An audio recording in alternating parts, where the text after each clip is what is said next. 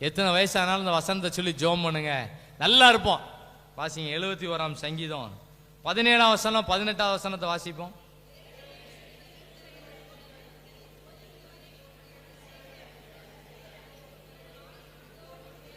இப்போதும் தேவனே, இந்த சந்ததிக்கு உமது வல்லமையும் வரப்போகிற யாவருக்கும் உமது பராக்கிரமத்தையும் நான் அறிவிக்கும் அளவும் முதிர் வயதும் நரை மயிரும் உள்ளவனாகும் வரைக்கும் என்ன கைவிடாம நடத்துங்க. அவரோட ஜெபம் அவர் லைஃப்ல எப்படி அற்புதம் கொண்டு வந்துச்சுன்னு சொன்னா, நான் இன்னும் நல்லா ஜெபிக்கணும்னு ஜெபம் பண்றாரு. சின்ன வயசுல இருந்தே நான் ஆண்டவர்ல இருக்கேன்னு சொல்லிட்டு எனக்கு ஒரு ரிட்டையர்மெண்ட்டை தாங்கன்னு கேட்கல. ஊழியத்துக்கு ரிட்டையர்மெண்ட்டே கிடையாது.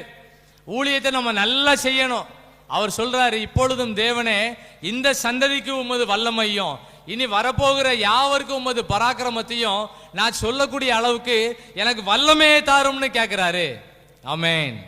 அது எவ்வளவு நாள் வேணும்னு கேட்கிறாரு. முதிர் வயதும் நரை மயிரும் உள்ளவனாகும் வரைக்கும் என்ன கைவிடாம நடத்துங்கன்னு சொல்லி இன்னும் நல்லா ஜெபிக்க பழகினாரு. யாரெல்லாம் ஜெபிக்க பழகுறோமோ, ஜெபிக்க விரும்புகிறோமோ, கர்த்தர் அவனை நல்லா பயன்படுத்துவார். ஆமென். செய்தியை முடிக்க போறேன். தாவீதோட வாழ்க்கையில எவ்வளோ நெருக்கடிகள், எவ்வளோ இடைஞ்சல்கள். அன்னைமார் மூலமா இடைஞ்சல், வீட்டில் யாரும் அவரை மதிக்கல, அவர் திருமணம் முடிஞ்ச வீடுகளில் பலவிதமான இடைஞ்சல், நாட்டு மக்கள் மூலமா இடைஞ்சல், பக்கத்தில் உள்ளவங்க மூலமா இடைஞ்சல், அவரே அவருக்கு இடைஞ்சல். அவர் பையங்க அம்னோனு, அப்சலோமு, அதோனியா எல்லாம் அந்த ஆனா வரிசையில தான். அவ்வளவு பேரும் அவருக்கு பயங்கரமான இடைஞ்சல் தான். ஆனாலும் எவ்வளவு இடைஞ்சல் இருந்தாலும் தாவீத யாராலையும் அசைக்க முடியல. ஆமென், ஆமென். இந்த ஜெப வேளையில் இருக்கிற உங்களை என்னையும் ஆண்டவர் அசைக்க முடியாத அளவுக்கு எப்படி நடத்துவாருன்னு சொன்னா, தாவீது நல்ல ஜெபிக்கிறவனா இருந்தார். ஆமென். பிரச்சனைகள் மத்தியில நல்ல ஜெபம் பண்ணாரு. பிரச்சனைகள் நடந்துகிட்டு இருக்கும் போதே ஜெபம் பண்ணுவாரு. சவுல் ராஜா ஈட்டியை கையில தூக்கும் போதே ஜெபம் பண்ணுவாரு. தான் பையன் கூட எக்ஸ்ட்ரா நிறைய பேர் பேசி ஆலோசனை பண்ணிட்டு இருப்பாங்க, அப்பமே ஜெபிப்பாரு. ஆண்டவரே, இந்த ஜெபத்துக்கு பதில் தாரும் ஆண்டவரேன்னு ஜெபம் பண்ணாரு. கர்த்தர் அந்த ஜெபத்துக்கு நல்ல பதில் கொடுத்தார். ஆமென், ஆமென்.